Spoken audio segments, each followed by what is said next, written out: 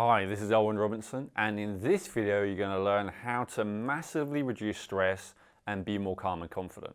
And this is a subject that's really dear to me because this is something that I struggled with a lot throughout most of my life. I was extremely stressed, I would say, anxious throughout my entire childhood. I was constantly in a hyper-vigilant kind of state, and I would do whatever I could to try and escape that stress. I was addicted to various things that got more serious as I got older. And by the time I reached my late 20s, I was so depleted and exhausted. I got sick all the time. I didn't have any energy. I was always tired. I felt really run down. I was depressed. I had all this stuff going on. And I used to work in a restaurant, and one day I was preparing my food, and the smell of it was so bad it was making me nauseous. And I looked into this, and I found out maybe that's to do with liver and toxicity and all the rest of it. But when I went to a doctor, a medical doctor, all he said to me is basically, "You're stressed. I can sign you off work for a month or two, but that's it." And when I said, "Well, what do I do about this stress thing that apparently is so bad that it's causing me to feel completely run down and now even be unable to work?" And he said, "I don't know." And so that led me on a big quest to find a natural cure for my condition, and also to find out what this whole stress thing is and how you actually resolve it. Please understand, I'm not a doctor nor any other kind of mental health professional, and the stress that I'm going to be talking about in this video is the everyday, daily stress that most of us face, and I'm not going to be addressing any kind of medical condition, any kind of medical situation, any kind of medications. Always run everything I say past a qualified practitioner, and this is for educational, informational purposes only. So let's start with the question, what is stress? Because we talk about stress all the time. All of us are too stressed. It's very rare that you meet someone who will not admit being too stressed, at least some of the time, right? Sometimes people use different words like anxious, overwhelmed, but it's all the same basic thing. But let's understand it. Let's look at what stress actually is. And the reason we need to do this, because, I always say, and I've done a lot of videos like this, and we always say we look at the cause of the problem that you have before we recommend solutions, because the solutions don't make sense if you don't understand the causes. And of course, if you're only focusing on one solution, then it's very unlikely that's going to address all the causes. So we always focus on that. But with this, we actually need to take a step back further still and say, we can't even understand the causes of stress if we don't understand what stress is. So I promise this is going to be useful, it's going to be relevant, and by the end of the video, we are definitely going to have covered a lot of different, very practical techniques that you can use immediately to feel significantly up to massively less stress. So bear with me, because this explanation is important. So in order to understand stress, we really need to understand the autonomic nervous system. So what does this mean? It means the part of you that does stuff basically on autopilot without you having to be able to think about it.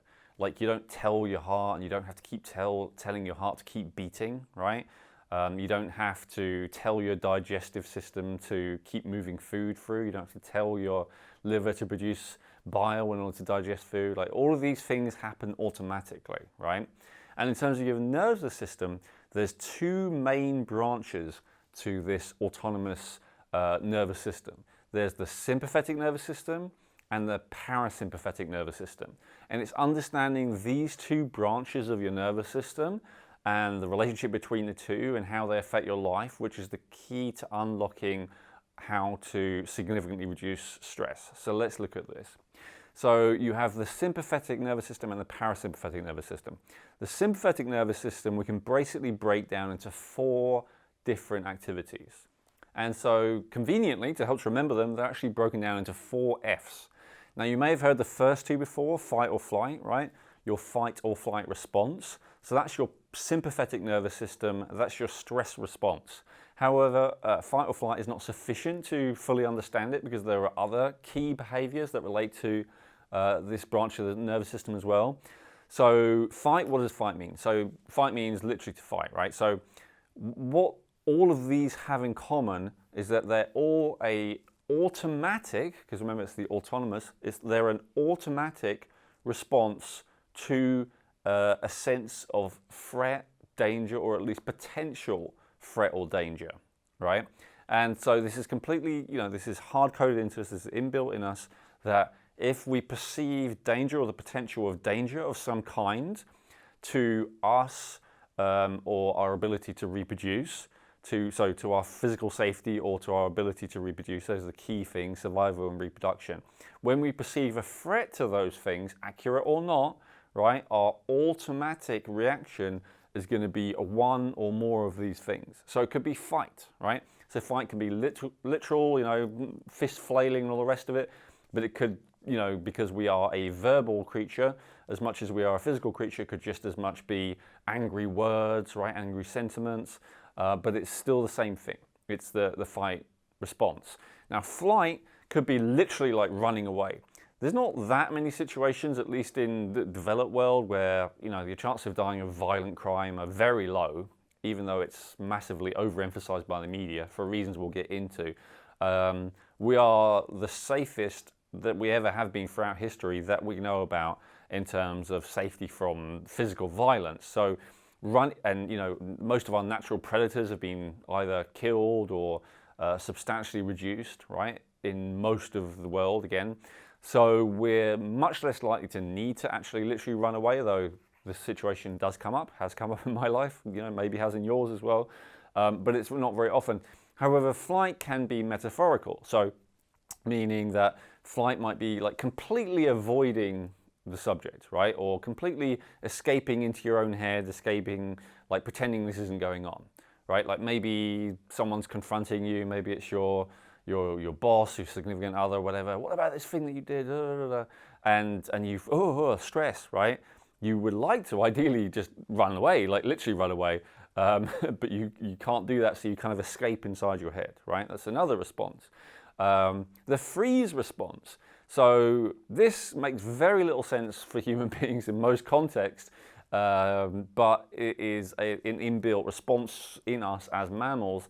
So when predators were stalking us, most predators can't really see the way that we can. They can only see movement. And so if you stay really, really still in the face of a potential threat, then you're much less likely to get killed or eaten, right? So that's the freeze response in a nutshell. Now, a common example of that is where there's a saying like a deer in the headlights, right? Meaning that when a deer is faced with a car approaching them, rather than flight, which would be a much more better response, or even fight, it'd probably still be, they'd have a greater chance than just freezing, which is what they do in many cases. And that's because they see this big, huge, noisy thing as a predator, so the automatic response is just to freeze, but of course, that's not very effective against a car coming at you, right? And it's not very effective for human beings in many situations to just freeze up, yet some of us do it anyway, right? And then lastly, and there are certain situations where freeze is appropriate, of course. And then lastly, fawn. And so fawn is like to supplicate, to placate, to do a whole song and dance, a whole thing of trying to show someone that you're not a threat to them.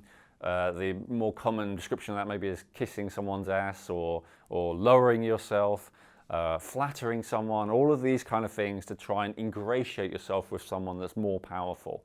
That's another way that people naturally respond to stress. So that's more the kind of seductive, influential way of responding to it. So none of these are bad, they're only potentially inappropriate, right?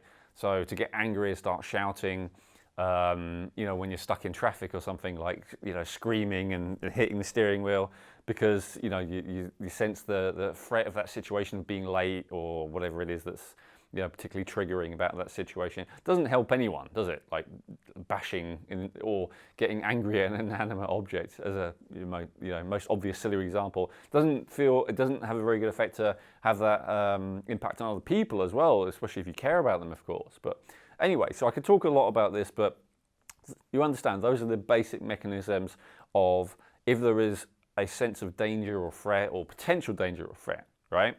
Rest, digest, rejuvenate, and reproduce. So 3 R's and a D this time. So 4 F's, 3 R's and a D. If only it could be 4 R's, it would be neater, but it's just the way it is. So rest and digest. So understand, when we're in this state, when we have potential threat going on, what all of these things do is they kind of get us going. So meaning that adrenaline is released, norepinephrine, dopamine, cortisol, all of these things, they take blood sugar out of storage, they make more oxygen available to the muscles, they take the blood flow away from the digestive organs, for instance, and the reproductive organs, and push them more into the muscles and the heart, so that we're ready to go, if necessary, ready to fight or run away if necessary, right? Our pupils are dilated. All of this stuff happens as a stress response. And from a more Eastern point of view, what is happening is that stress response is releasing a lot of reserves from storage, okay? And to some degree, Western science understands this, like releasing reserve glucose that's in storage, for instance, right? So it's releasing those reserves in storage. Now, on the other hand, if we're in that state all the time, it's very rapidly depleting and aging. And there have been tests where, very cruel tests with animals in a lab where they constantly stress them, and you can see the effect on the quality of life, and their lifespan is really not good. Even if they do it for a while and then they stop doing it, the animal doesn't usually recover and has a much shorter lifespan, is less healthy and all the rest of it. So this is an extreme thing, right? If it is excessive, and I'll define that more in a second, but let's just understand the other side. So the other side, first of all, when I say rest, one of the things I mean is to stop all of that, right? Calm down the sympathetic nervous system. And when we rest, we rejuvenate, meaning we heal, we recover, we sleep, our body can repair, it can recharge, all of those kind of words, right? So we rest and we rejuvenate. It's also when we digest, right? When we're in the parasympathetic nervous system state. Your body doesn't digest food very well when it is in this stress state, and the reason being, as we said, that your body is not only mobilizing resources out of storage, it's also allocating all the energy and the focus to the organs and the systems that will keep you alive, like the heart, like the lungs, like the muscles, rather than the digestive organs, which are more like, you can go for months without food, without digesting anything, right? You can only go for seconds without having your head bit off by a tiger in a certain context, right? So we're ready to mobilize to deal with these threats, whatever they may be, and all of these secondary things that are less important, like stopping you from aging prematurely, helping you to rest and recover, helping you to digest food, and helping you reproduce. All these things take a back seat during a time where there is a threat to our literal survival, the survival of our genes, right? As perceived by our brain, even though it may not always be true. Now, based on everything I said, and for those of you who are maybe familiar with what I've said so far, it's very common to get into a trap of thinking that what all of this basically means is that this is bad, right? And this is good. And that's not actually true. The reality is not that this is bad and this is good. In fact, if you were to live a life of like 100% this, not that it's really possible because of the way we're wired, but hypothetically, that wouldn't even be beneficial. That wouldn't be advantageous, right? The truth is that there's actually a little bit of a yin and a yang to this, where having the right balance is the key thing. Now, balance is one way of looking at it, but when people use the word balance, especially literal-minded people like myself, we often think of 50-50, right? So what, Elwin? Are you saying like 12 hours a day I should be in this state, 12 hours a day I'm in this state? Because if so, bingo, that's probably, a lot of people might imagine that's already how they're living, right? They get up and they go to work and all day they're stressing, and then they come home and then they, manage to calm themselves down a little bit usually through food, drugs, distraction, whatever, right? And then sleep, that's the other 12 hours. Perfect, right? Well, the answer is no.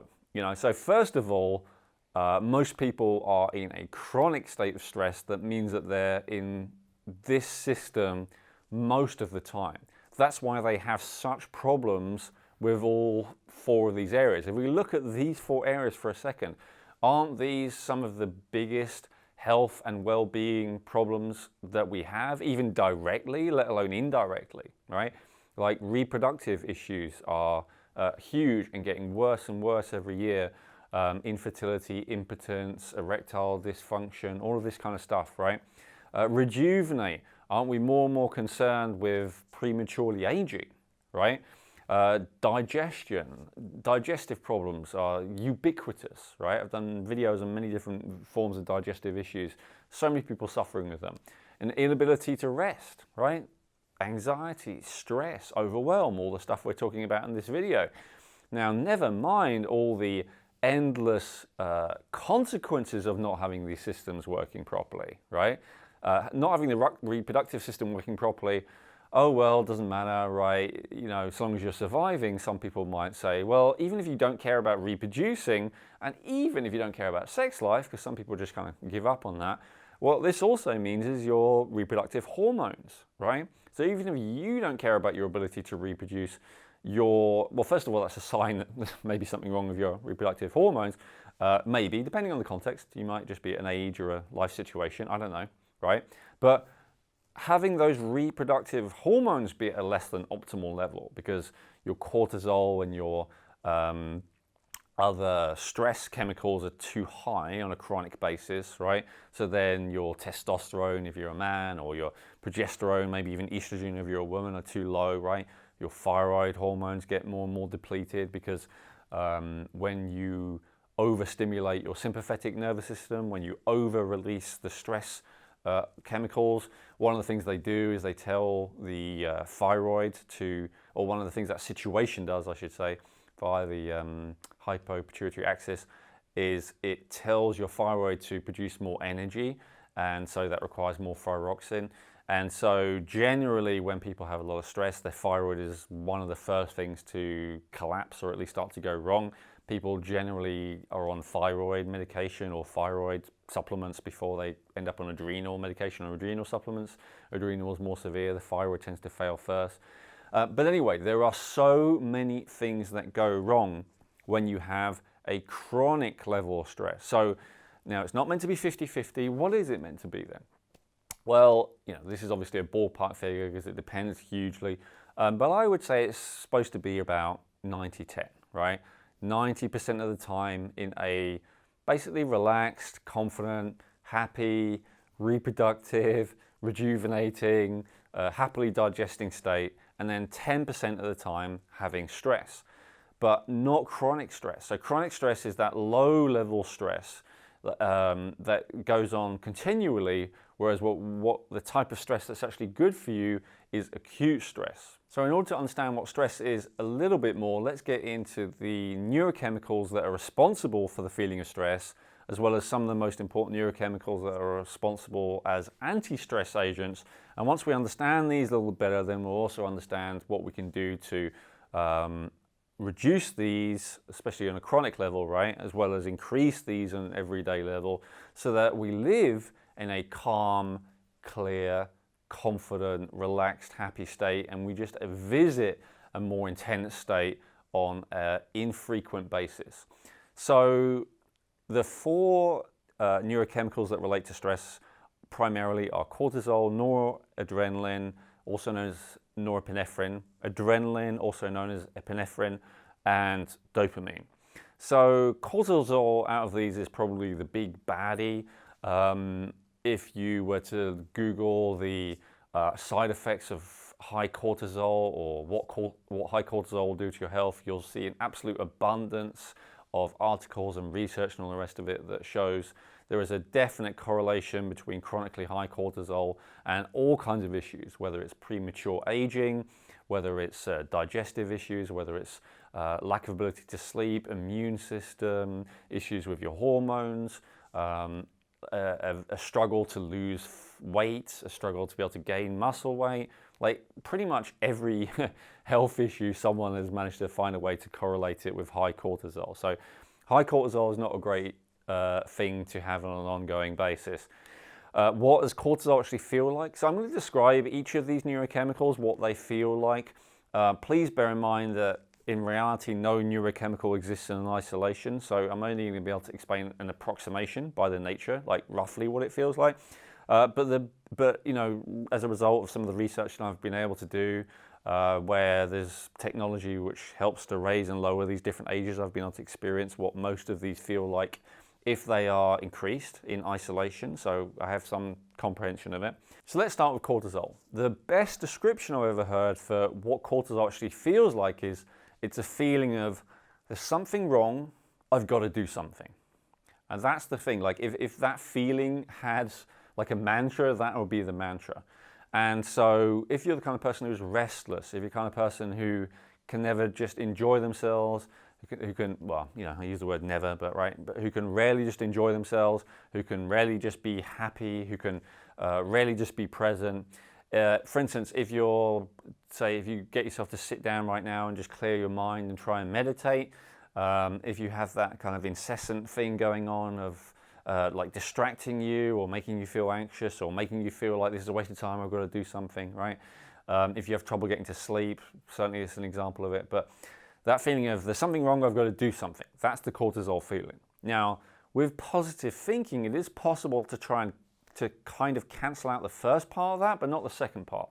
Meaning, you know, through the sheer power of your mind and NLP and hypnosis and positive thinking, whatever, you can kind of convince yourself everything's great, I'm great.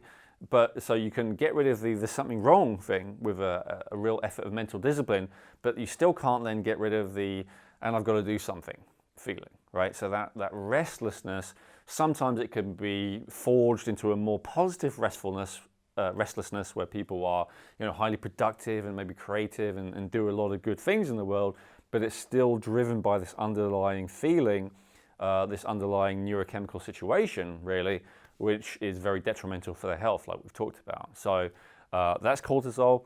Norepinephrine is a kind of wired feeling where you feel very present. So they say, you know, you have elevated levels of norepinephrine when you're in love as well. So a very heightened, wired, nervous kind of feeling would be noradrenaline. A lot of people confuse it for energy. So, you know, for instance, one of the reasons why coffee appears to give you energy is because it increases norepinephrine or noradrenaline. It makes you feel sharper. But actually, what it's doing is putting you into a wired kind of nervous state, which is hard to be able to see until you experience something better, which we will address in this video.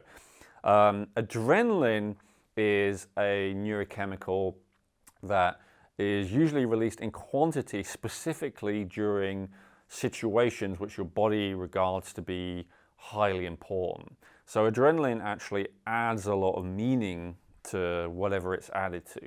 And so adrenaline plus cortisol is like terror, paranoia, like extreme fear, because cortisol is like there's something wrong feeling, right? If you add adrenaline, it's like turning the volume up. It's like there's something very wrong, there's something very wrong, right?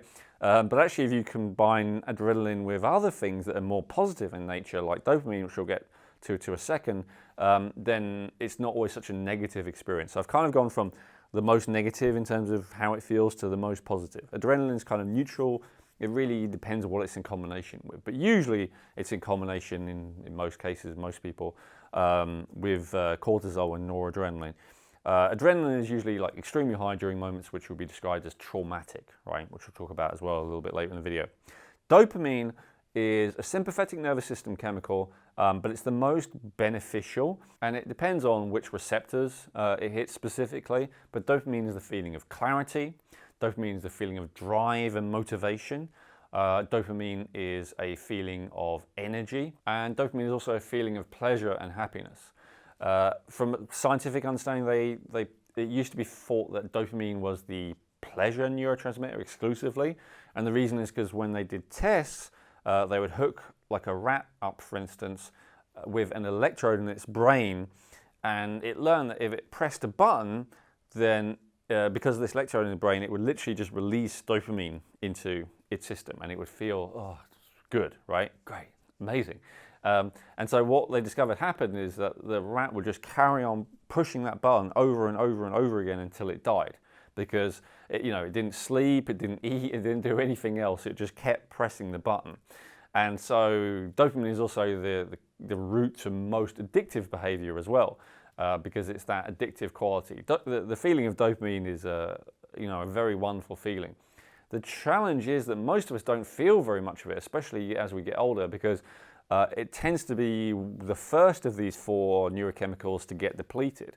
So while you still have, there are people who get so bad that their cortisol even gets depleted, and that's a medical condition called Addison's, which of course I can't talk about. But way before that, your dopamine, but that's pretty rare, right? That's less than 1% of people. Far more common is people, when they say, life just doesn't seem very meaningful. I've lost my passion for things. I'm just, going through the motions. I don't feel that motivation anymore. I don't feel that excitement, all that kind of stuff. So what they're talking about there is a lack, to some degree, of the norepinephrine and adrenaline, but mainly just a lack of dopamine, a lack of that joyful feeling that comes from dopamine. Now, I've revealed my own biases there when it comes to neurotransmitters, but the truth is that all of these are bad if you don't have them, right? So it's bad to not have any of these. All of these are great to have in appropriate amounts. All of them have benefits. Like norepinephrine has a fantastic ability to reduce histamine and reduce inflammation, which is why if people have an allergic reaction, right, to save their life, you might give them an EpiPen, right? That's usually adrenaline or noradrenaline. So you give that to someone to reduce inflammation rapidly. So, and people with inflammatory situations do really well with cold immersion techniques, for instance, partly because it increases those anti-inflammatory, antihistamine neurochemicals. So all of these have some benefits, right? I've just said what they feel like to have high levels of each of them respectively, right? And then there's the calming neurotransmitters. So oxytocin is the first one that we all start with, that we're flooded with, except for under, exceptionally very bad traumatic situations, but usually, so oxytocin is a feeling of love, connection, being at one with, belonging, and also trusting. And so all being well, all being even relatively well, when you're first born, your mother is flooded with oxytocin, you're flooded with oxytocin, and so that creates that bond, that loving bond between you, and it's what motivates the mother to keep looking after the child and protect them no matter what, and all the rest of it, despite maybe on a practical level, the child being somewhat of a burden, but of course the mother doesn't feel that way because she's flooded with oxytocin. And similarly, the child is not aware, the child is intensely vulnerable and powerless and all of these potentially negative things, but they don't feel bad generally because they've got enough oxytocin. Now, of course, as people are getting more and more genetically damaged and being born more and more depleted, there are more and more kids who are born without enough oxytocin who never feel safe. And of course, if you're traumatized, that can prevent that as well, prevent you feeling safe, prevent you feeling the ability to love, to connect to other human beings, all the rest of it. So oxytocin is a fantastic anti-stress thing, right? So as oxytocin goes up, these things will tend to go down, except for dopamine. Dopamine and oxytocin actually match together in some situations. When people work together as a team to achieve a common goal, which is a dopaminergic kind of activity, then they are more likely to experience a feeling of bonding with other people. People who go through adversity as well have a similar situation. So oxytocin is not like totally anti these things, but overall oxytocin is a thing. As you feel more trust, as you feel more connection, as you feel more bonding, you feel more safe, you relax, right? Most animals that are herd animals, which is most animals, will experience more stress, more of all of these responses, the further away they are from their pack, group, herd, whatever you might call it, right? If you're, as a herd animal, if you're in the center of the herd, if you're surrounded by other people that are part of your tribe, you feel the most safe, you feel the least stressed. If you are on the outskirts or even on your own, then you feel the most stress because you're the most vulnerable, right? So that's oxytocin. Serotonin is the feeling of relaxed confidence. Okay, so relaxed confidence. So someone who comes in is like shouting loudly and aggressive and all that kind of thing, they may feel like they can get away with that because they have high levels of serotonin, that's possible. But generally they're actually in a more stressed state than you might think. A relaxed confidence is like totally sit back, happy, nothing can faze me. Like a James Bond maybe kind of thing, right? Where no matter what happens, it's all fine, right? He's not fazed, it's no big deal. So it's kind of the opposite of overwhelm, right?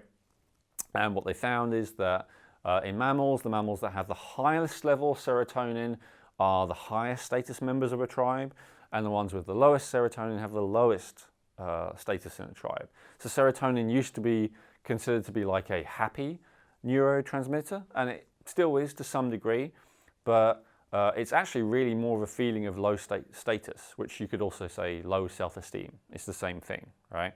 And so when you have a low sense of self-esteem, when you believe that you are not valued, you are not appreciated, you are not worth paying attention to, if that's the messages that you're getting from the people that you consider to be part of your tribe, then you will feel low status and you'll feel depressed, right? Well, that's to do with low level serotonin, and that's where SSRIs work to temporarily, kind of through a dangerous, in my opinion, method. But hey, if you're taking them, keep doing it because it's not something that's easy to stop doing. So to increase that serotonin is really increasing your feeling of status, right? And your feeling of status has got to do with how other people treat you, but it doesn't necessarily have anything to do with how people treat you now, right? Like there are countless celebrities who have, and business leaders as well and all the rest of it, who have people fawning all over them, agreeing with them, paying attention to them, following their lead, all the rest of it, and they still feel depressed, they still feel not good enough, they still like imposter syndrome, and that's because their serotonin is low usually because of early childhood stuff, possibly also because it's genetics as well. Next is GABA. So GABA is your ability to feel present and centered and to quiet your mind, okay? So whereas serotonin could be, so oxytocin is like the loving mother, serotonin could be the James Bond, GABA, we're talking more about the Zen monk, right? Or the Buddhist monk, the Taoist monk, whatever. No matter what, completely unfazed, calm, present, in the moment, head not full of chatter, just being here now, all of that kind of stuff, Eckhart Tolle stuff, right? That's helped significantly by GABA. That's what GABA does, standing for gamma aminobutyric acid. And then last worth mentioning as well is adenosine. And so adenosine is referred to as an inhibitory neurochemical, but it's just a calming neurochemical. It's like putting a brake on. And so adenosine is one of the mechanisms that will flip you from this state to this state. And so while I can't ascribe a characteristic feeling to it myself, the absence of adenosine is more of all of this stuff. The reason why I think it's really important to understand the benefits of this state, especially so acute stress, right? The benefits of having very temporarily high levels of these neurochemicals, as we would have done throughout most of our history, rather than having chronically, slightly to middling high levels, to occasionally or infrequently have very high levels, as we're designed to do. The reason why it's important to understand that distinction is because there is more and more understanding these days. There's an abundance of people teaching it, I teaching it as well, that stress is a contributing or even causative factor of much of the unhappiness and unhealth that we have in our modern society. And when people get that, the problem is they start, I must avoid all stressful situations, I must avoid stressful people, I must avoid anything challenging, and that's where you really get a problem, right? So then they're not willing to put themselves out of their comfort zone, they're not willing to have any conflict, they're not willing to do anything difficult, to learn anything new. And that's not a beneficial thing either, right? There is plenty of research that shows, as I said, the beneficial effect of having temporarily high levels of even cortisol, as toxic as it is having it high long term. Having it too low long term also has all kinds of issues. They're just far less common, right? And more extreme. But it's really important to see the value of these things as well, at least some of the time. So to sum up, and of course this is a generalization, but it's a useful working one. So just understand that being in this kind of state where you're fight, flight, freeze or fawn 90% of the time, and only 10% of the time are you doing any of this stuff, this is a very bad, unhealthy, unhappy situation that is contributing to everything bad in your life, if not actually just directly even causing it, right? So what we want is this situation where it's about 10% in this state of stress, acute stress, right? Where you do things that are challenging yourself, that are very difficult, anything that gives you a rush of these sympathetic nervous system neurochemicals for a couple of minutes and then lets them subside right down again on an infrequent basis, right, is a very good thing. When I say infrequent, I mean a few times a day, not a few times an hour or, every few minutes. That's what we don't want. Like a few times a day to have like a real rush as a result of, say, cold immersion or, say, intensive exercise or doing something challenging like standing up for something that you believe in or doing public speaking, whatever it might be, right? Those kind of things. All those things that are positive fundamentally to your character and to your well-being and to your health, those things are good. But even the good stuff I just talked about, it's not good to be like taxing your body with very, very intensive exercise for 90% of your waking day, right? It's good to, like our ancestors would have walked maybe 4 to 8 hours a day, so that's a good thing. But that's more a parasympathetic activity, just walking, right? Now there are exceptions, there are certain tribes, I think, who, a few days a year or a few days a season, they'll take part in this really intensive activity for several days in a row. But the important point is, so it's not always 90-10 in a day, but let's say 90-10 over a month or over a year or over a lifetime. You want the vast majority of your time to be in this system with these neurotransmitters being dominant rather than in this system with these neurotransmitters being dominant. I hope that makes sense. So it's yin and yang, it's balance and harmony, but the balance is high, extreme this, occasionally, more moderately high this, the majority of the time. So now we've understood what we're aiming for. Let's get into what has created this situation of chronic high stress that most of us in the modern world suffer from in the first place. So let me address these first two causative factors together, and that's a lack of cellular oxygen and a lack of movement. So here's the thing, as I mentioned a minute ago, throughout most of our history, human beings are wired to be moving a lot of the time. Even up until around 100 years ago, most people would be moving most of the time. Office jobs, desk jobs are relatively rare, right? Most people had to do hard physical labor just to survive, just to, have the basic bare necessities. It's only very recently, in the last century or so, that we have basically, most of us have stopped moving, and this is having a severely detrimental effect on our health, but it also has a very detrimental effect on our stress levels.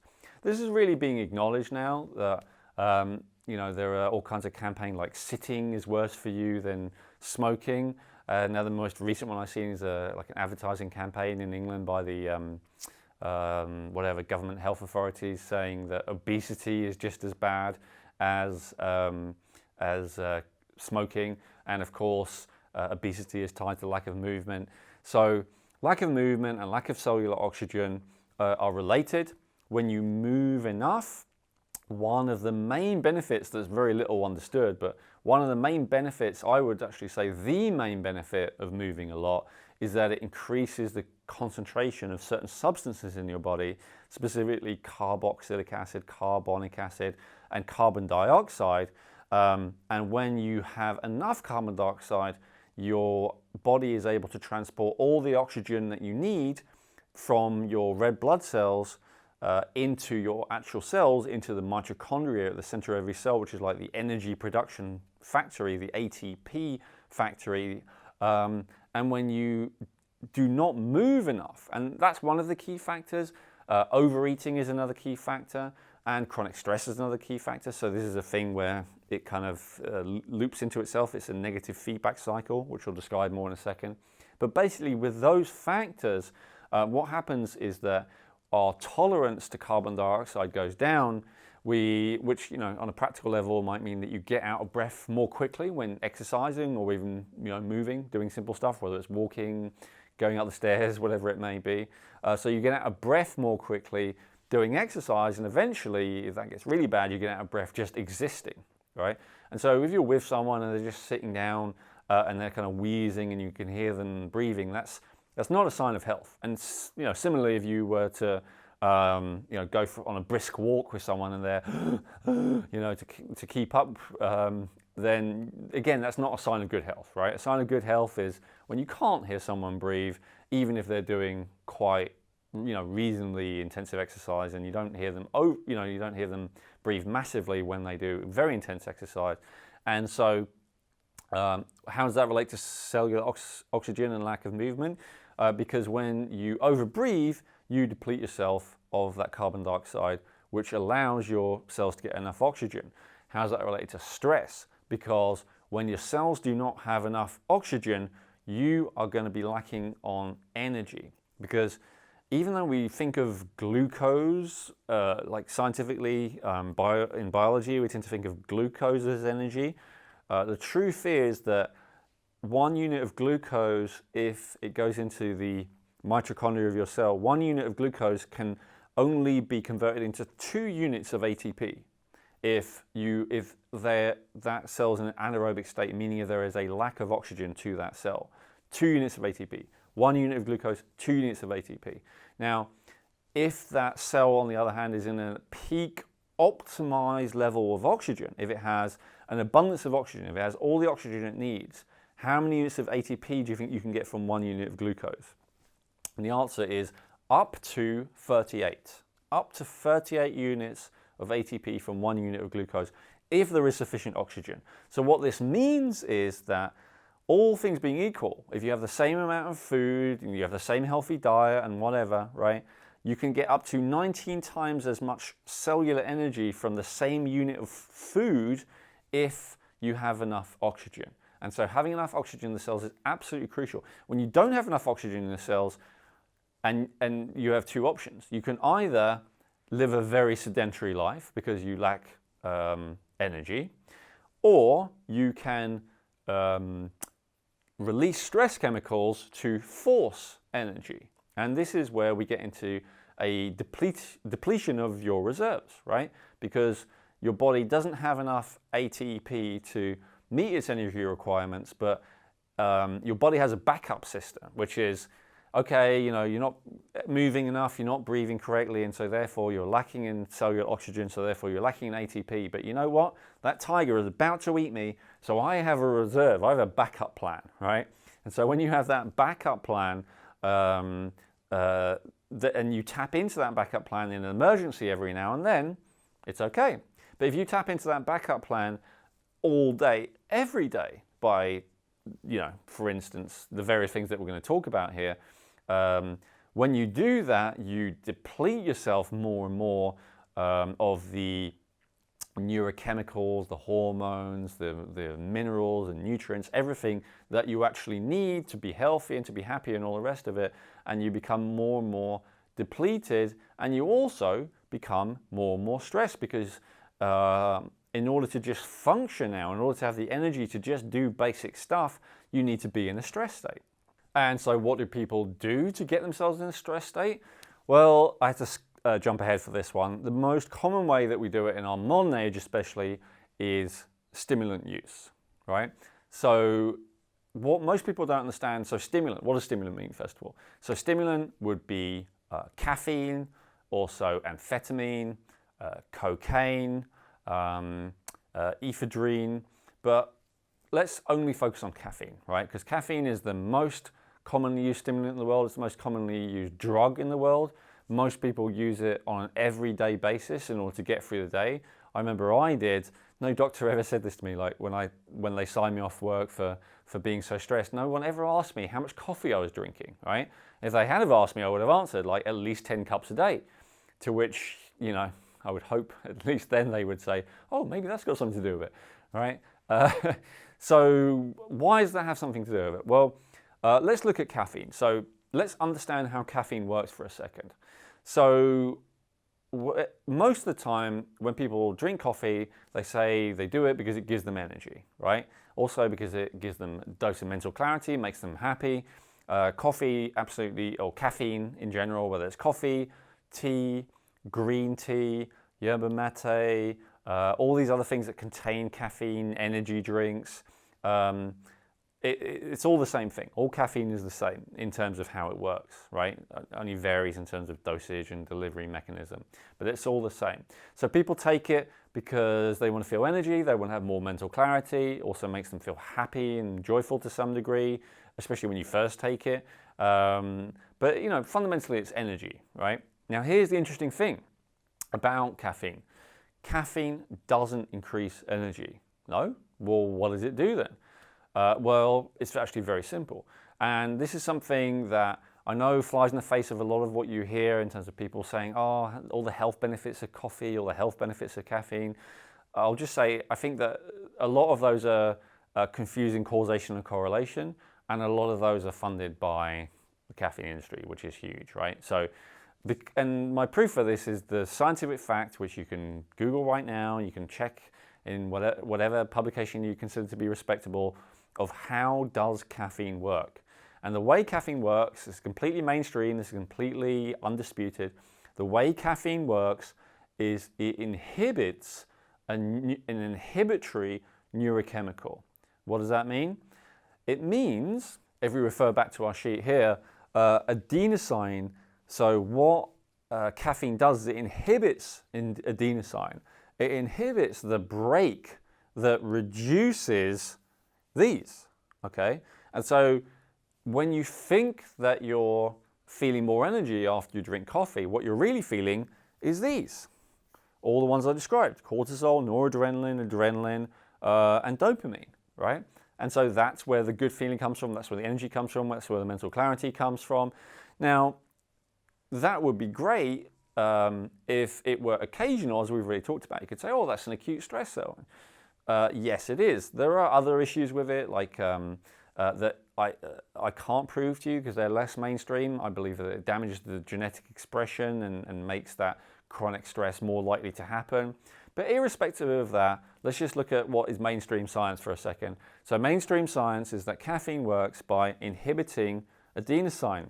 Now the problem with that is that adenosine is a necessary thing, just like a brake in a car is a necessary thing. If these are overextended, because drinking a cup of coffee or an energy drink or whatever may not take very long to do, but it leaves these jacked up and high for hours and hours and hours, for several hours. And what did we say earlier about acute stress?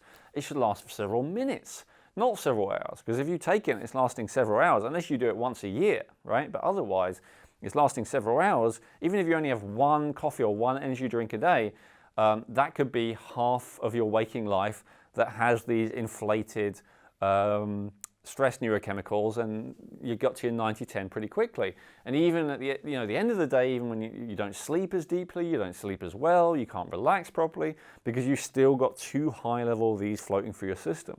So that's one challenge. The other challenge is, we mentioned adenosine triphosphate, ATP. So ATP is cellular energy. Well, adenosine is also part of that ATP system. And so when you damage adenosine, or when you inhibit adenosine being at the level that it should be with caffeine, you also inhibit adenosine, so you inhibit your body's ability to make optimal levels of ATP. So do you see what a pernicious and dangerous thing caffeine actually is? Because first of all, it gives you fake energy that is not real energy, and that's going to age you prematurely and reduce your level of all these feel-good neurochemicals. But B, even worse, it's inhibiting your actual real energy, your actual cellular energy, your actual ATP. So let's get into another big cause of chronic stress, and that's trauma. So you have traumatic events in your past that you haven't addressed and you haven't dealt with and you haven't resolved, you haven't worked through. These can be held as patterns of chronic tension in the body, and also specific ways of being that will keep you in a stress state on an ongoing basis. So let's give an example of this, right? If you go out at night and you're attacked, right?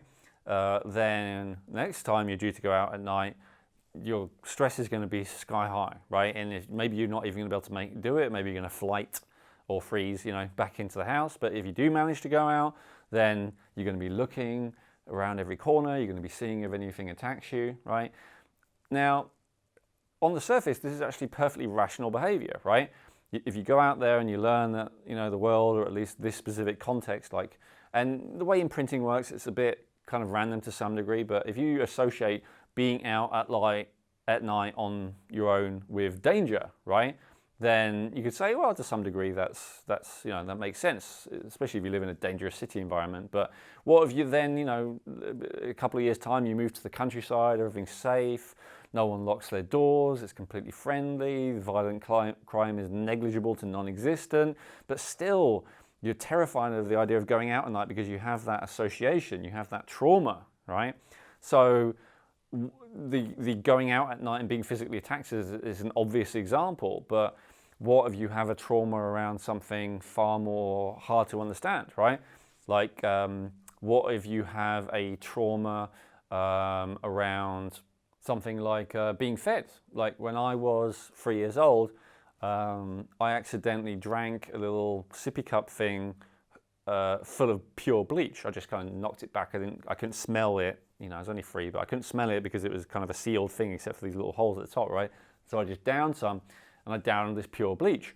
And it was obviously, a very dangerous thing. It was touch and go whether I survive at all. And so that's a trauma, right? It's a physical trauma that, badly burned my insides. It would have done a lot of damage to my microbiome, all of that stuff. But it was also left me permanently kind of traumatized and anxious around the whole issue of eating and drinking, right? Now, as with all traumas, that's something that I've ultimately managed to be able to turn into my advantage, right? The fact that I'm cautious about what I consume is now a good thing in my life rather than, a debilitating negative thing. But you can see what I mean, right? All of these traumas and so if you have a trauma around eating and a trauma about going out at night, and you have a trauma around men, and you have a trauma around authority figures, and you have a trauma around, do you see what I mean? And it all starts to stack up, and then suddenly the world seems like a very dangerous, scary place, and everything, or a lot of things, and a lot of stuff that you experience on an everyday basis is now a reason to feel a high level of stress, and so you end up in that situation of having chronically high stress. And so understand, we're all wired to focus on danger, right? Generally, the ancestors that we had that were not focused on danger, that were just chilling, enjoying themselves and all the rest of it, if there was a threat, of course, as I said, most mammals, most of the time, they're just chilling, they're just relaxing, they're eating, they're digesting, right? But the mammal that made the decision on an automatic level, reflective level, to ignore any potential danger was less likely to survive and pass on its genes than the mammal that was more focused on any potential threat, right? And so we're hardwired by evolution to focus on danger, to focus on potential danger, to focus on potential threat, right? So that's how we're hardwired anyway. That's our basic state.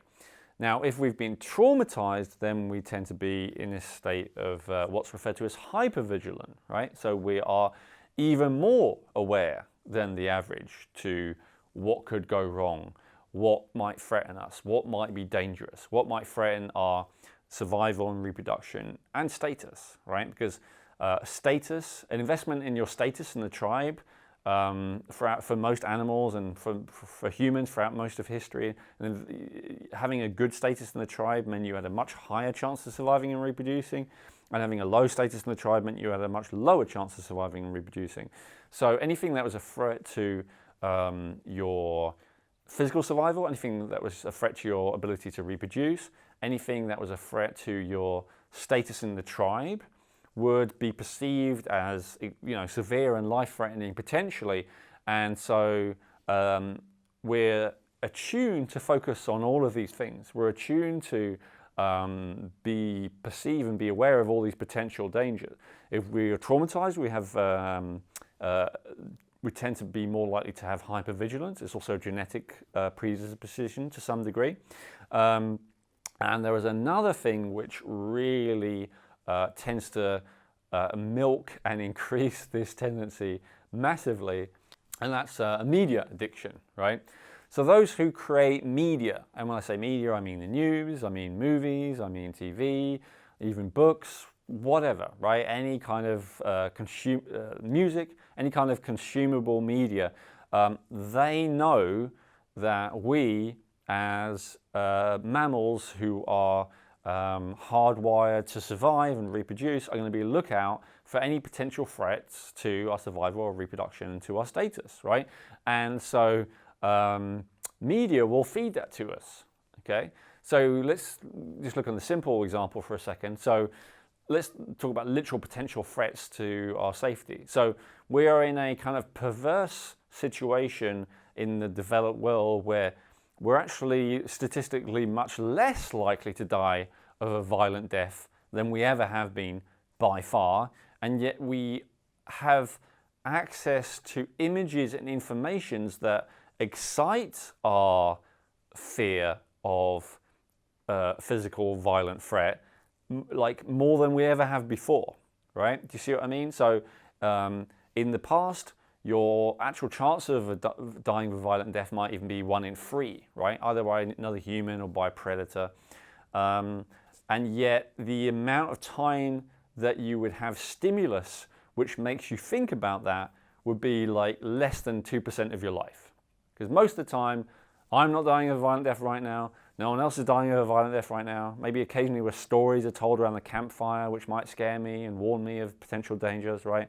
But that wasn't a large percentage of my life. Now, 24 hours a day, anytime, I can pick up my phone, just go look at the news or you know, a lot of different entertainment, and I see violence, death, murder, terrorism, right? And gets all my stress chemicals going, right? It's not only threat of violent death. You know, social media has been described as being very negative, making people depressed and all the rest of it, if it's used in an addictive way especially. And it's for the same thing, right? We focus on the danger of, everyone else is doing better than me, everyone else is higher status than me because of the impression that gives us social media, and that makes us feel like we're less likely to survive, we're less likely to reproduce, and puts us into that kind of fearful and depressed state, right? So all of these things, as I say, no one's thinking, you know, my neighbor, my best friend from school, from college, now doing a lot better than me and seeming to be so much happier than me and richer than me and whatever, right? Healthier than me, younger looking than me.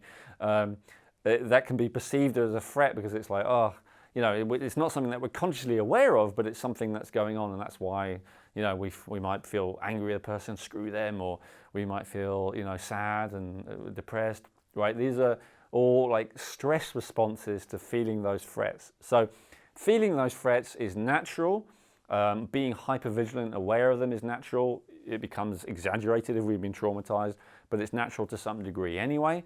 But the fact that we have access to so much media, also just the world, you know, so if you live in a city and you're surrounded by these kind of things, then that's also an issue. But really it doesn't matter. Even if you live in a countryside, even if you live in a bunker that's, you know, like the safest human in the world, you can still feel like less safe than any of our ancestors ever did because of media, right? Because our mind is very easily hypnotized into feeling like something that's not real is real, right? That's why we get scared at horror movies. That's why we, you know, laugh at comedies. We don't go, that's just a bunch of pixels on the screen, or it's just a bunch of actors. We feel the feeling anyway as if it's real, right? And of course, you know, with real problems like in the news, and I say it like that because usually they're exaggerated and sometimes they're outright lies, but of course sometimes they're based on reality and sometimes they're true. And so even with those real threats, you know, it can feel like a much bigger threat than it actually is because of the way that it's described and the way it's depicted and the way that it's repeated over and over again. So all of these things are huge factors. Now the next factor is blood sugar imbalance. And so what happens with stress, one of the many things that happens when we turn on the sympathetic nervous system, which I mentioned, is that sugar is released from storage, mainly in the muscles and in the liver, and it's released into the bloodstream so that we have access to that immediate energy. Now the thing is, once that stress dies down, even if it's only temporarily, then the blood sugar goes down as well. Now the thing is, it's actually dangerous to have too high levels in your blood for very long. And so what your pancreas does is it creates that insulin, releases that into the blood to take that sugar out of the blood and put it back into storage before it becomes dangerous to the body, right? And so that's the kind of back and forth, back and forward. Now, if you have a tendency to be stressed on a chronic basis, or if you use stimulants, which also release the stress chemicals and therefore the sugar from storage, or if you just overeat sugar, right? If you overeat sugary foods, all of these things make your body release that insulin to then take that sugar and put it back into storage. And especially if you have a situation of way too much stress, way too much stimulant use, which is more than only occasionally, right? Or way too much sugar, which again is more than only a little bit occasionally, then it can often happen initially that your body actually overreacts with too much insulin. It kind of panics and releases too much. It pulls that sugar out of the blood. That's dangerous, but then it leaves you too low, which is often described as hypoglycemia as opposed to hyperglycemia. So where your glycemia, your glucose is too low in your bloodstream, right? And to some degree, this is a natural, if you use stress to release sugar from storage, then the insulin will put it back again. So a person basically who has a life of chronic stress or chronic sugar use is in the state of low blood sugar most of the time. And so when your blood sugar is low, that leads to more stress, because then your body starts panicking. Oh my God, I'm going to run out of sugar. I'm going to run out of energy, which is potentially a life-threatening thing, right? So there's a kind of stress situation there. So one of the easy ways to address stress is to do something to balance your blood sugar, which we'll talk about when we get into the things you can do to immediately improve in a few minutes. Now, the next thing is depletion and exhaustion. So this is something that is easier to understand from an Eastern perspective rather than a Western perspective from my experience. When I first had my issue I talked about at the beginning of the video of being so worn down and constantly tired and depressed and anxious and ill all the time and with all these different health challenges at a very young age, only late 20s, what I discovered, the first thing that really helped me is understanding that I was suffering from burnout, right? I'm trying to use Western language here to make it make sense, right? From the Eastern perspective, what would happen to me is that I was depleted in Jing. And Jing is kind of like your backup reserve energy. So your everyday energy, which you use to function, or which you should use to function, is in the Eastern Tao system is called Qi, right? Spelled C-H-I or Q-I. And so your Qi is like your everyday energy, and that comes from the food you eat, ultimately glucose, right? And then the air you breathe, ultimately oxygen in the cells, right? And so that's why the lung organ system and the spleen, which means digestive organ system, are related to Qi. Now, the Jing is like your reserve energy, and your reserve energy is there for emergencies only. And so it relates to the different neurotransmitters. It relates to different nutrients, different electrolytes, like alkalizing nutrients and electrolytes particularly. It relates to sugar. It relates to all of these different things that you have in storage. So the way that I understand this and the way that I'd encourage you to look at it is Qi is your everyday energy. So Qi is like your budget, like the amount of money that you actually have available to you. But what happens if you're earning, I don't know, $2,000 a month, but you're spending $3,000 a month? How can you do that, right? In other words, so if you are not able to earn really very much, like it's okay, you can survive on it, but it doesn't let you do everything you want to do. The only way that you can do what you want to do anyway is to spend some of your savings, right? And or get into debt. Both of them are kind of good analogies for this process. And so, but the savings one's the more appropriate one, because with this reserve energy, everyone has a certain amount of reserves. And this is something we understand even in the West. We refer to it as having good genes or a strong constitution, right? We all recognize that some people, they can not sleep enough, take loads of drugs, eat badly, overwork, all that stuff, and they're healthy into their 40s, 50s, and even 60s. And there are other people who seem to do everything right in comparison, and I'm laughing because I'm the second type, right? And yet they really struggle. They have issues with all kinds of things. They have all kinds of health issues, all kinds of brain issues. So I was the second type, right? And so that's the type that doesn't have as much good genes, who doesn't have as much of that, from an Eastern perspective, that reserve energy, that gene, right? And so how that relates to stress, first of all, stress is the primary thing that depletes you in the first place, right? But also it's a negative circle, like I said. Once you are depleted, it's very difficult to not be stressed. Like if you're genuinely run down, burned out, fatigued, exhausted, and all the rest of it, you're actually in a very vulnerable state evolutionarily, right? Like your ability to survive and reproduce, if you are really burned down and fatigued and exhausted, is substantially reduced. And like you're less strong, you're weaker, you got less mental clarity, you got less energy, your immune system's weaker, your hormones are not as good, so your reproductive chances are lower. Nothing's in your favor when you're in that burned out state. And so that creates more stress. And more stress leads to more burnout, and more burnout leads to more stress, and that's a vicious circle that's very difficult to escape. And the first few years of my life are really dedicated to helping people who are in that situation like I was, and I've got a whole body of work around it, which I recommend you check out. By the way, also check out the video on cellular oxygen and how to breathe correctly. For more information on that, that's really, really important.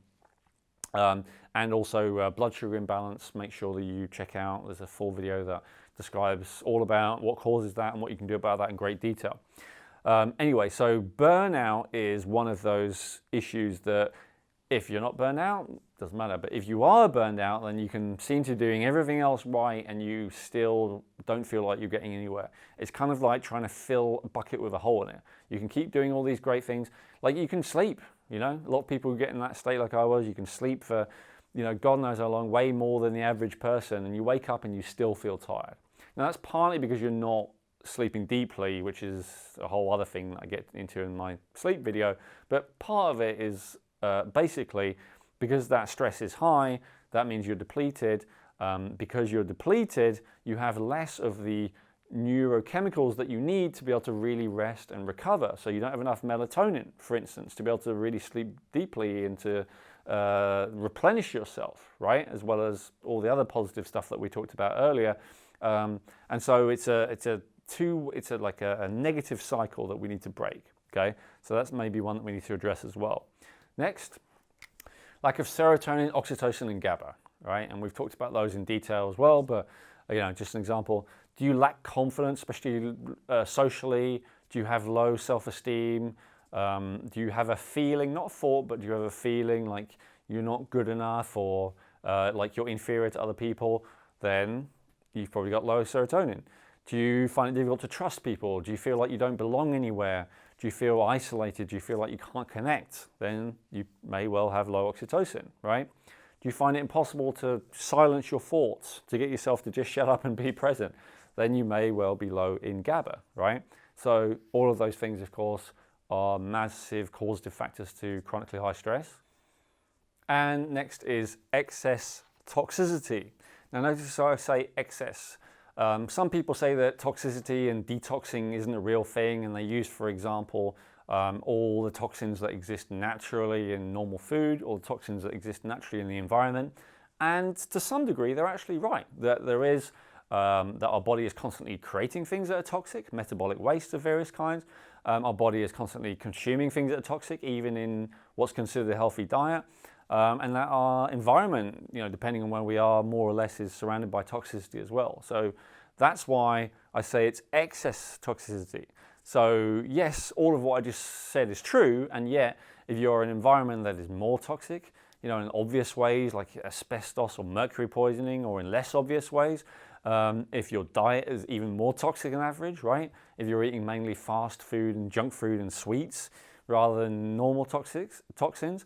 And then of course there's the fact that even though there are many, many, many natural pre-existing toxins, there are also many, many new toxins that didn't exist until relatively recently that have been created by our wonderfully curious scientists in their quests to find lots of things that have improved our lives. They've also discovered a lot of things that are quite toxic and damaging for us. For example, chemical pesticides, right? And so with all of those things, yes, it's true. And again, if you're strong, if you have good genes, if you have high Jing, as we talked about earlier, then your ability to rejuvenate, your ability to recover and have all of these things not bother you is increased, and maybe none of those things bother you, right? But depending on what is excess for you, and it's down to your whole limitive system, it's down to your liver specifically, and I definitely recommend the video below where I talk about how to clear your intestines and your liver and your lymphatic system for more information about the whole detox thing. But for whatever, if the toxicity is more than you can handle, then your body starts to feel poisoned, and that definitely puts it into a stress state. And if we use alcohol as an example, right? My body might feel poisoned if I have this much of beer or wine, right? Like an inch in a glass, because that is not a poison, that is not a toxin that I ever have. For someone else whose liver is way stronger and who is way more adapted to it, they may need to have a lot more before their body treats that as if it's truly a poison, right? But whatever it is, there's going to be a point where it becomes excess, and that's where it is another significant contributing factor to chronic stress. And then lastly, chronic infection, right? And this is something that the mind is not anywhere near as in tune to, right? The mind is constantly looking for physical threats that are more like predators. Like we have that visceral reaction, most of us, that seems to be built into like things like snakes and spiders, that we're scared, right? But the reality is that the thing that's much more likely to kill us in this day and age is actual health problems, often related to, well, all the stuff that I teach about, right? A lot of which is avoidable, and whereas our chance of dying a violent death are fairly small, right? But anyway, we're very unlikely to be taken out by the big predators because, frankly, because we've wiped a lot of them out, and the ones that are left over we've generally kept caged. But the thing that's most likely to take us out is small things, right? In fact, the biggest predator that takes out human beings in the world by far is mosquitoes, right? But even bigger, if you were thinking on a smaller scale, the biggest thing that takes us out of all would be all the different microorganisms, the pathogenic microorganisms, right? Viruses, bacteria, yeast, fungi, mold, nanobacteria, parasites. All of these pathogenic organisms are a stress to our body. They're a stress to our immune system. But when we have chronic infections, and so chronic infection is not a concept that everyone is very familiar with. We tend to think of infections as either, oh my God, I've got whatever it is, right? I've got a yeast infection, I've got a herpes outbreak, a virus, I've got a cold, whatever, right? Or I don't, I'm fine. And the reality is that those are two categories. I don't have an infection, I have an acute infection, but there is a third category, which is I have a chronic infection, and that's where there's an infection going on for a long period of time. Two that you might be able to relate to quite easily are foot fungus. Many people have that chronic infection going on for months, years, and even decades. And gum disease, right? Over 90% of people have gum disease of one kind or another, which is a chronic infection of the gums, right? And there has been links showing that chronic gum disease can lead to heart disease and all the rest of it, or at least is correlated with it. So just like you have chronic infections maybe in your mouth and on your foot, you also have them all over your body. And if they are excessive, again, more than your body can handle, then it creates a lot of stress for your body, because your body, again, it feels like it's fighting something. It feels like it's being attacked, right? Because it is. And it feels incapable of being able to address that attack, so it's afraid, it's in a fearful state.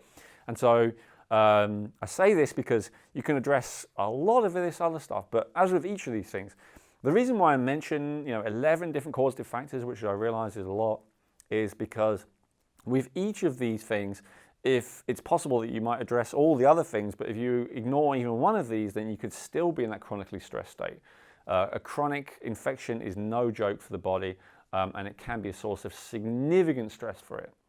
Okay, so you've been with me this long, you've been patient, so let's get into it. Let's get into the things that I would recommend that you do for immediate improvement with chronic stress. I hope that even just watching this video, understanding what stress actually is, what not stress actually is, what the cause of stress are, you've really been inspired with a lot of different ideas, a lot of things you could do to reduce your stress. But let me cover the 10 or so steps which I would take and do take if I ever feel like I'm feeling too much stress. Then these are the things that I would do immediately to resolve it. The first thing I would do is breathe from the belly rather than from the chest, right? So stressful breathing is chest-based breathing, okay? And it's also over breathing, but chest-based breathing especially. So chest-based breathing is where so breathing in and then out. Notice how as I breathe in, my chest goes out, my belly actually goes in, right? And then out, my belly relaxes and my chest kind of collapses. That is the opposite of how you want to breathe. In fact, let's put it another way. That is exactly the way you want to breathe if you want to increase your stress, right? Now, if you want to do the opposite, if you want to reduce your stress, you want to breathe the opposite way. So you want to breathe so breathing in and breathing out. Breathing in and breathing out. So you notice I'm doing an extreme example where you can really see it, right? So you can see when I breathe in, my belly goes out, and then when I breathe out, my belly goes in. So it's like a pump that's coming from here, okay, from the belly. So why is this so important? Because you get much more oxygen into the lungs that way. It's much less of a strain for the body, so it's much more efficient with the oxygen than it has.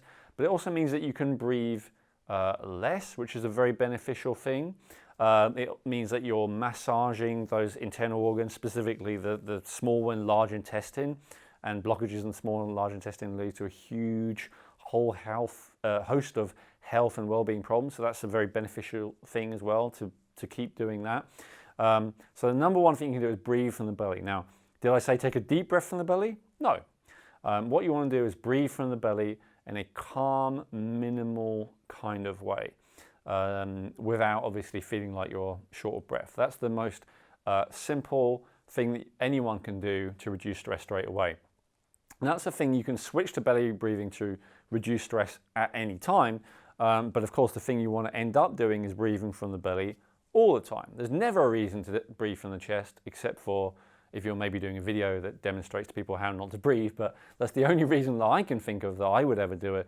Or maybe if I were an actor who are portraying someone who doesn't know how to breathe properly. But yeah, you always want to breathe from the belly. That's always the best way of doing it, except for maybe very exceptional circumstances. But you want to breathe from the belly unconsciously without even thinking about it. When you do that, that is the hugest step that you could make to reducing chronic stress. It's a breakthrough that made a massive difference to my life, and I'm eternally grateful to the people that taught that to me. Next, and you want to make sure that you check out my video, which you can find a link to below, which talks about how to breathe correctly and how to also increase your cellular oxygen, because obviously they're related, and that will go in great detail, teaching you more in depth how to rewire how you breathe, which again is probably the best thing you can do to reduce your stress. Next, hydration and magnesium. This is not like the most important factor, which is why I didn't put it in there as a central causative one. It relates to depletion or exhaustion. So when you have burnout, you tend to become dehydrated and you tend to be depleted in the electrolytes, specifically the alkaline electrolytes, which your body uses to move stuff in and out of the cell and conduct energy and all the rest of it. So on a practical level, magnesium is the thing that's related to your body's ability to relax. It's also related to your body's ability to create energy with ATP. It's involved in over 300 chemical processes in the body, so it does a lot of stuff. But one of the most noticeable things that magnesium does is relax you and calm you down. It's one of the most effective, easily available substances that will immediately significantly shift you from sympathetic to parasympathetic. So there's a type of magnesium that I use that I find way more effective than most that I have ever tried, and I've tried many, so I recommend that in the link underneath. And there's also a video that talks extensively about hydration, how to do it properly with electrolytes, which again, there'll be a video underneath that you can check out. Is to eat a blood sugar balancing meal. Now what is that? Well, this has already been a very long video, and for the sake of conciseness, I will refer you to my How to Balance Your Blood Sugar video, which describes in detail all about blood sugar and then gives a specific strategy for how to eat a meal that's tailored for your unique body type that will help to balance your blood sugar. Now, I just want you to know that so far what I said, these would literally be my responses. Like, if you are stressed right now and that's why you're watching this video, then straight away, what would I recommend you do? First of all, I'd get myself to start breathing from the belly. Do that for a few minutes, not in an over-breathing kind of way, just in a calm way, right? Has that resolved it? Great. Probably not though. So next level, drink something. Drink something, get yourself some magnesium. If you already have it available, great, right? Get some magnesium in you. If you don't have that available right now, get some, follow my recommendations in that video, and then you'll have it available next time. And then after you've hydrated, then you want to eat something, right? And you want to make sure you eat the right thing. Notice, so I didn't say you have coffee, I didn't say have sugary snack, right? Have a meal which balances your blood sugar. That's definitely going to help.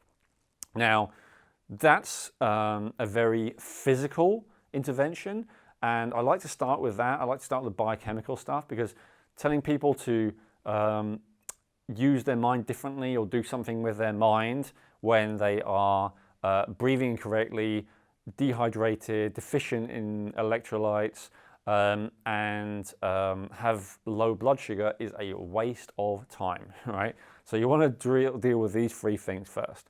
However, when you've done that, the next thing you can do is choose to change your focus, right? And if there's anything good that I've learned from the personal development, self-improvement, motivational kind of sphere, and it's not all good, I acknowledge, but if it's been totally worth all the study I did in that area, if it were only be this one distinction, the fact that you can choose to change your focus anytime, right? And there are many, many, many examples of where application of this can profoundly benefit you and change the quality of your life. But as we're talking about chronic stress, let's acknowledge again what we said earlier, that our brain is completely hardwired as a default to focus on danger, right? To be vigilant. Now, in the case of the breath, the thing that's interesting about the breath is, first of all babies breathe from the belly. I'm not telling you to do anything unnatural. All I'm telling you to do is go back to the way you would have been breathing if you hadn't have been traumatized. Honestly, that's all it's really about. And in the case of with the focus, right, just as you can breathe automatically, but you can also choose consciously to change your breathing, although it's not always easy, especially if you're not used to doing that. It's the same with your focus. So yes, your kind of automatic focus is going to tend to be on what's negative, what's dangerous, what's threatening in some way or another, right? Even if it's threatening to your self-esteem or your sense of belonging to tribe, whatever, right? But if it's threatening in some way or perceived as dangerous in some way, our tendency is going to be to focus on that. What we have to do is rewire ourselves to focus instead on what we want and what we're grateful for, right? When we focus on what we want, we stimulate dopamine, which is the good stress, quote unquote good stress neurochemical.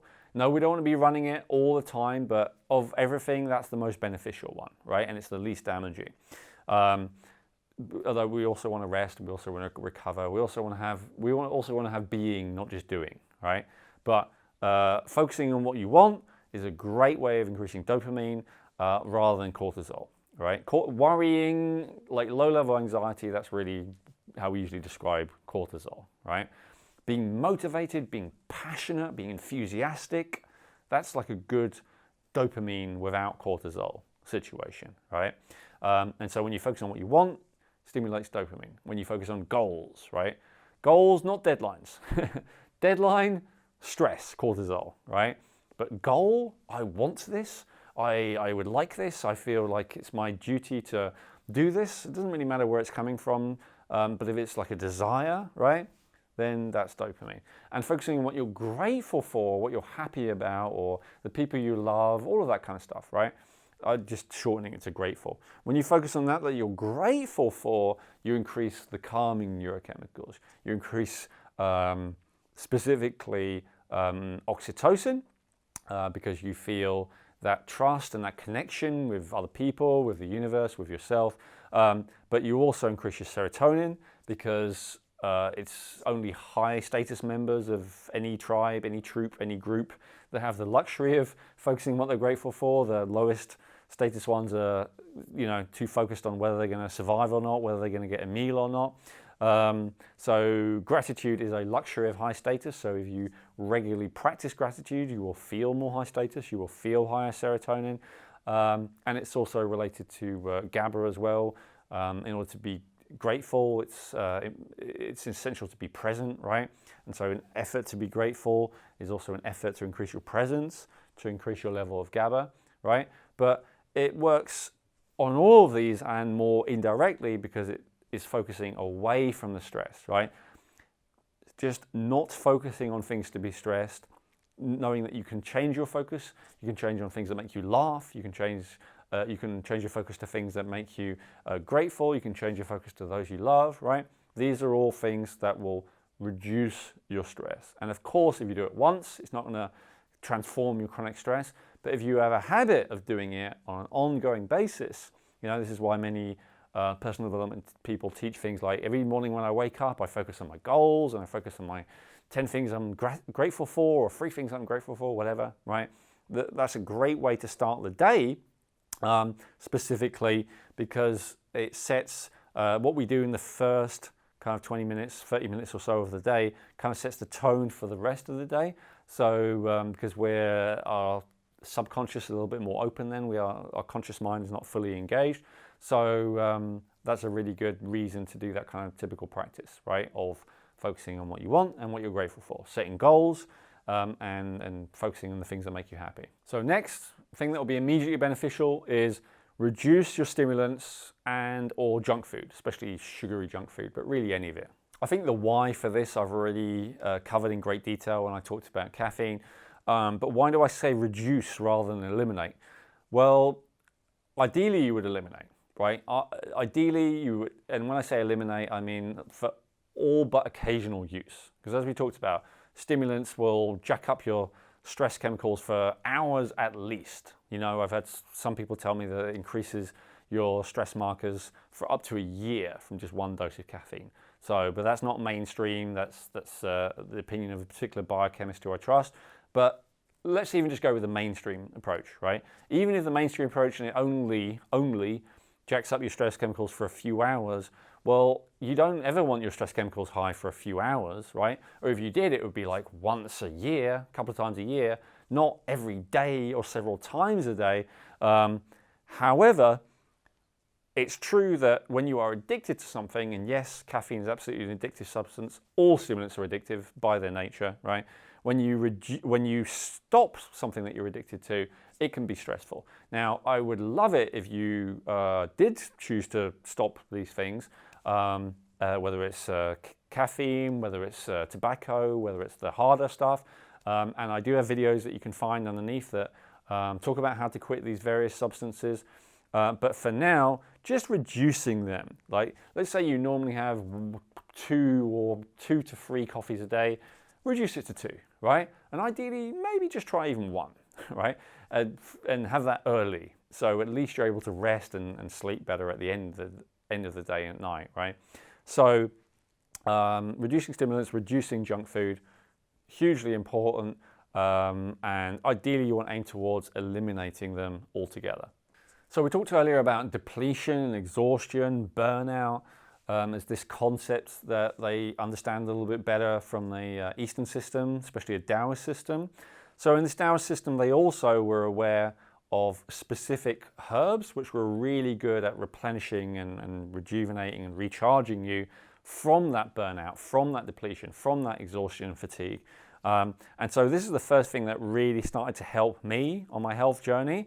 I don't believe it's the number one thing, so that's why I don't put it as like the number one thing for things like stress anyway, though it's really very helpful.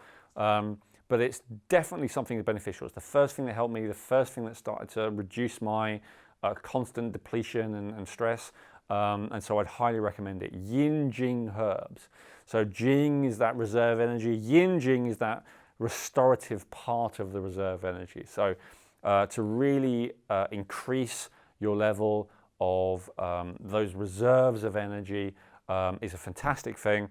I have made several blends over the years that address this, and so you'll be able to find a link underneath where I will share with you whatever is the blend that I most recommend at the time. Now, my next piece of advice is to increase your calming neurotransmitters.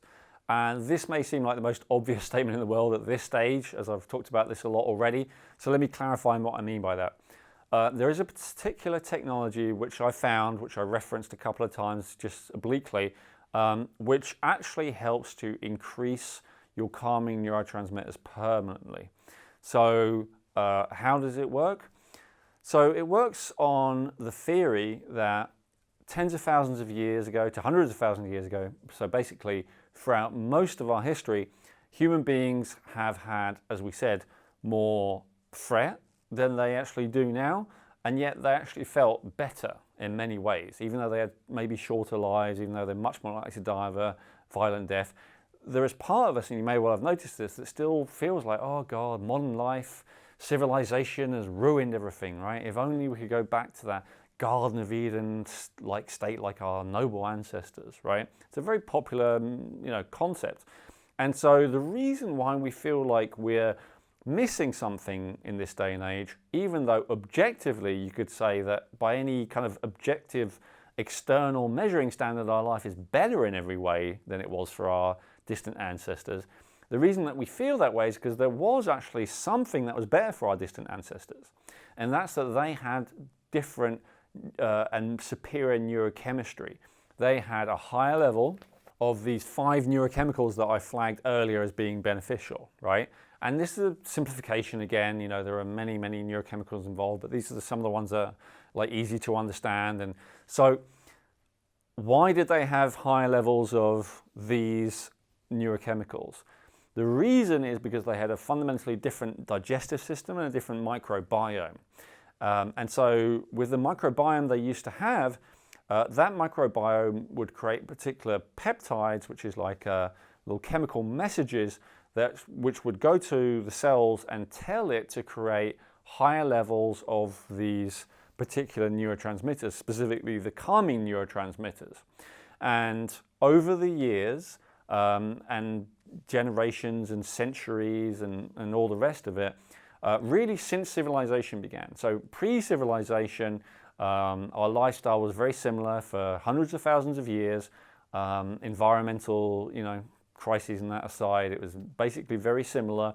And then suddenly civilization came along and we started eating fundamentally differently, right? We ate a fundamentally different diet. We had more grains, we had more agriculture and all the rest of it. But the key factors, as far as we understand, are that we started to consume fermented products because we were more settled, so we were able to actually organize ourselves to do that, specifically alcohol. And we started to eat less of a paleo, more of a civilized diet. Specifically, we started cooking food. And so as we did that, our digestive system fundamentally changed, and one of the residues of that is our appendix, right? We have this shriveled organ now, but in our distant ancestors, this used to be another organ that was much bigger called the cecum. It was as big as the stomach is now, roughly. And this organ, the cecum, would have high levels of the microbes, which relate to having a healthy microbiome. And these microbes would create these high levels of these peptides that would signal our cells to create more of these neurochemicals that actually make us feel good. Now, why is this theory something that resonates to me and makes sense to me? Because I discovered a technology which recreates that Paleolithic microbiome in a lab, and then through very sophisticated processes has been able to extract specific substances which our microbiotic intelligence would have made for us back in the day, back in prehistory, right? Pre-civilization. And so when you consume these compounds, these microbiotic chemicals, they then switch on certain genes. And we talk about turning genes on and off. That's not technically accurate. I know if you're a genetic scientist, it's a lot more complicated than that. But to keep it simple, it turns on the genes. It turns on genetic expression that basically tells your body to make more of these. Because yes, it's true. You can stimulate more oxytocin by connecting more with other people. Yes, it's true. You can stimulate more serotonin by doing the kind of stuff that makes you feel confident. Yes, it's true. You can increase GABA by meditating, for example, right? But you're still only increasing it within your range, you know? So if you have enough genetic damage, trauma, and all the rest of it, that means that the most GABA you can have is 40 units and the least you can have is 20, then, you know, yeah, you can meditate, you can do all the rest of it, and maybe you can get to 40, but 40 is your ceiling, right? Now, and I'm giving arbitrary numbers here, this is just an example, right? But for another person, their range might actually be 80 to 40. So at their best, they're like super calm, super zen, super present, super chilled. And at their worst, they're about as calm and present as you are at your best, right? And you must recognize that, right? That some people are a lot better at these than you, and some people are a lot worse at them, right? So everyone has their own range that they live within, and their own ceiling, more to the point, right? So through this technology, it actually changes that range. It actually changes what your body considers to be optimal. And so it's a extremely powerful, transformative technology. Best thing I've ever found by far for adjusting that neurochemistry. And so it takes a lot more explaining than I just did. That was it in a very condensed nutshell. So to understand more about that, which I highly recommend, one of the best things I've ever discovered, other than maybe the oxygenated breathing, one of the best things I've ever discovered to transform your level of health. And you know, I recommend it in a lot of my videos, but stress is what this particular technology does more than anything. In fact, you know, the technology does a lot of different things, but the most fundamental thing it does first is address chronic stress and your ability to sleep through the night. That's the first thing that they focus on with this particular technology. And so, and they do that, you know, by increasing these, decreasing these, and all the rest of it. So definitely recommend you check out and find out more about that technology. It's absolutely revolutionary, incredible. Now, in the video that talks about this exclusively, I'll go into a lot more detail about why this is a superior method of raising the calming, feel-good neurotransmitters. But I think I should just address why I wouldn't recommend some of the commonly used alternative ways to raise the calming neurotransmitters. Of course, you can raise serotonin with SSRIs, but understand that the technology I talked about, what it does is it tells your body to create more serotonin, to have a higher range of serotonin, whereas an SSRI works by stopping your body from being able to absorb the serotonin which is in circulation, and so more of it builds up in circulation because your ability to reabsorb is blocked. So that leads to problems, of course, because your body wants to keep it at a certain level. So if a drug artificially keeps it at a higher level by blocking something, then your body might well, and often does, just decide to make less serotonin so that the amount in circulation is the amount that it wants in circulation. And that's where all the dangerous side effects from, not all, but a lot of the dangerous side effects of SSRIs come in, and why it can even lead to worse depression and suicide and all those kind of things. It's serious, right? So Again, I'm not a medical doctor or a psychiatrist. I can't tell you to stop taking SSRIs, nor would I, right? Because they're dangerous, like I just said. Like if you create the situation where your body is creating less serotonin and then you stop taking the SSRI, it's potentially really bad, right? So don't stop taking it. Work with a qualified healthcare professional. I'm just warning you why I wouldn't go for some of these alternative ways, right? With anxiety, one of the other things that's recommended is Xanax and other things of that kind, right? So those work with a similar mechanism of working on GABA. With that one, though, they're more depleting, right? So your body has a certain amount of GABA in storage, and then when you take something like Xanax, it releases a lot of it from storage, but it also damages your body's ability to make more GABA, to make enough GABA, and it has that same effect as with SSRIs, where like so much GABA is in circulation that then your body down-regulates how much GABA it's making. So it's like a very detrimental thing, again, in a different way, right? In the case of oxytocin, there aren't many drugs that actually increase it in the kind of legal pharmaceutical realm, but something like ecstasy is famous for, like, it massively increases dopamine as well, but that kind of loved up feeling, that ecstasy, X, whatever you call it, like the party drug, it does that by increasing the oxytocin as well as the dopamine, and honestly various feel-good neurotransmitters. But one of the key things that makes that particular drug stand out is that it increases oxytocin, right? Suddenly you feel loved up, you feel bonded to everyone. But of course, that's again depleting your body's ability to make enough of its own oxytocin, as well as damaging your central nervous system. And all of these drugs have substantial side effects. So I'm not keen on any of them. And if there were no better, this is the important thing. If there were no better way of optimizing your levels of these good calming neurotransmitters, then all of these things, whether it's stimulants, whether it's any of the things that I just mentioned, I would recommend, I would agree with in some cases, right? And I'm not telling you to stop anything, right? Because once you start taking something, it's difficult to stop, and you should do that under supervision of someone who knows what they're doing. But other drugs as well, alcohol, cannabis are probably the most commonly used drugs to calm down at the end of the day, right? Both of those have substantial and significant health drawbacks. I know that there's a kind of idea at the moment that cannabis is suddenly being touted as a health thing. I think it's something like, we talked about caffeine and coffee already earlier. There are similar efforts being made to promote coffee as a healthy substance. And there are various kind of things trotting out to support that. For instance, that it's an antioxidant. And it's true that coffee is an antioxidant, right? But it's also true, an established scientific fact, as we talked about earlier, that it blocks adenosine.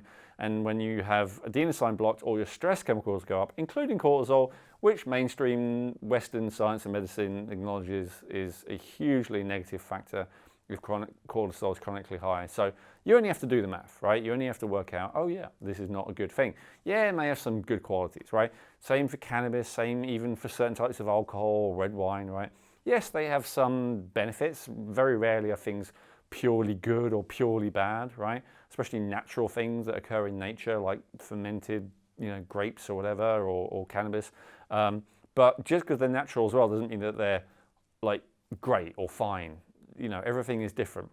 Everything has different qualities, some beneficial, some less beneficial. So even things that we think of as completely safe and harmless, like if you eat ground up cherry, like a few ground up cherry pits or a bunch of ground up almond pips, they can kill you because they're full of arsenic, right? Like just because something's natural doesn't mean that it's not good for you.